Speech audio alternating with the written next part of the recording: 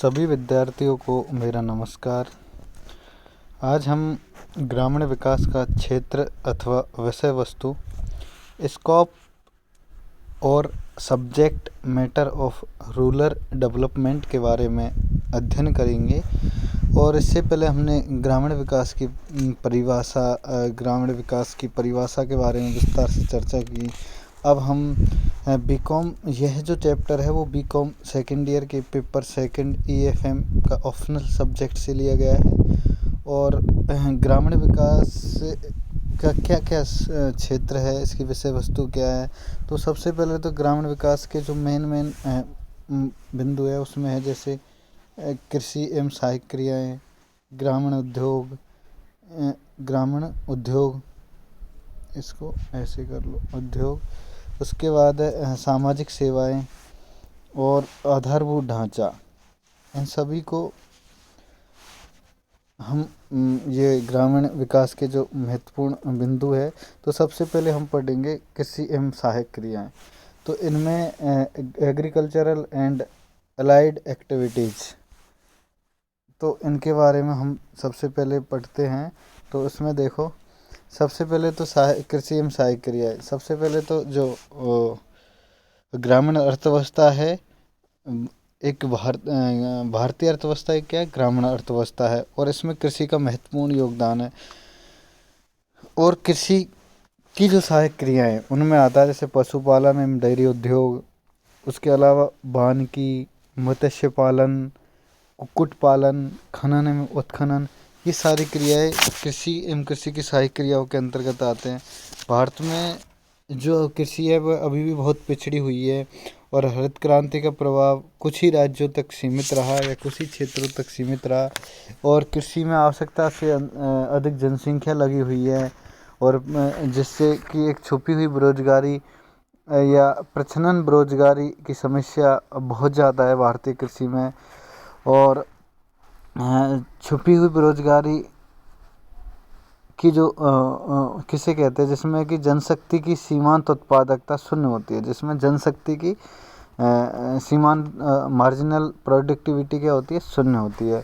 तो यह ऐसी स्थिति होती है जिसमें व्यक्ति को उसकी क्षमता एवं योग्यता के अनुसार पूरा काम नहीं मिलता, परंतु वह किसी न किसी काम पर लगा हुआ होता है। यह भी छिपी हुई बेरोजगारी के अंतर्गत आता है। उसके बाद आता है ग्रामीण उद्योग। इसमें रूरल इंडस्ट्रीज में आता है खादी एवं हथकरघा, हस्त कौशल, बर्तन बनाना, गुड़ व खांडा सारी, तेल घानी, बढ़ईगिरी, चमड़ा उद्योग, औजार एवं उपकरण, अन्य ग्रामीण, इन सारी चीज़ों को ग्रामीण उद्योग के अंतर्गत सम्मिलित किया जाता है। इन उद्योगों से काफ़ी लोगों को रोज़गार मिलता है, और इससे असंख्य वस्तुएं भी प्राप्त होती है। और इन उद्योगों की सहायता से सरकार ने कुछ कार्यक्रम भी चलाए हैं जिससे लोगों को अधिक से अधिक फ़ायदा मिले और ग्रामीण बेरोजगारी को समाप्त किया जा सके। अगला है सामाजिक सेवाएं, सोशल सर्विसेज। ग्रामीण विकास का एक तीसरा महत्वपूर्ण जो क्षेत्र है वो है सामाजिक सेवाएं। सामाजिक सेवाओं के विकास से ही ग्रामीण विकास द्रुत गति से किया जाता है। जिन ग्रामीण क्षेत्रों में सामाजिक सेवाओं का विकास हो गया वहाँ गरीबी तथा बेरोजगारी की समस्या अधिक गंभीर नहीं है। इसके विपरीत जो ग्रामीण क्षेत्र सामाजिक सेवाओं की दृष्टि से पिछड़े हुए हैं वे निर्धन तथा बेरोजगारी की विकट समस्या से त्रस्त हैं। यहाँ उल्लेखनीय है कि हरियाणा के तीव्र आर्थिक विकास में सामाजिक सेवाओं का महत्वपूर्ण योगदान रहा है। तो ग्रामीण निर्धनों को स्वच्छता की उपयुक्त सुविधा प्रदान करना, स्वास्थ्य शिक्षा के बारे में जागरूकता उत्पन्न करना, और इस प्रकार सामाजिक सेवाओं के माध्यम से भी ग्रामीण विकास के लिए महत्वपूर्ण कार्य किए जाते हैं। उसके बाद आता है आधारभूत ढांचा। आधारभूत ढांचे के अंतर्गत हम शामिल करते हैं सबसे पहले परिवहन। इसको हम शामिल करते हैं परिवहन को। उसके बाद हम करते हैं संचार को। उसके बाद है बैंकिंग। उसके बाद है बीमा। उसके बाद है सहकारी संस्थाएं। तो ये सारी आधारभूत ढांचे के अंतर्गत आते हैं।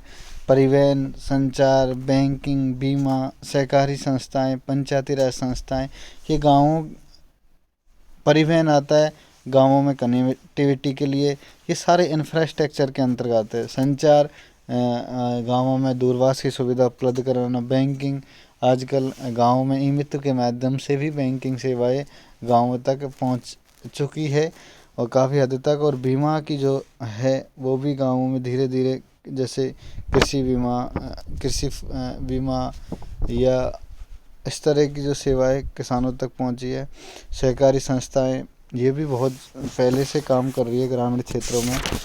तो इसमें देखो आधारभूत ढांचे का, ग्रामीण इलाकों में सहकारी संस्थाएं तो स्थापित है, लेकिन उनमें सहकारिता की भावना का अभाव है। किसका? सहकारिता।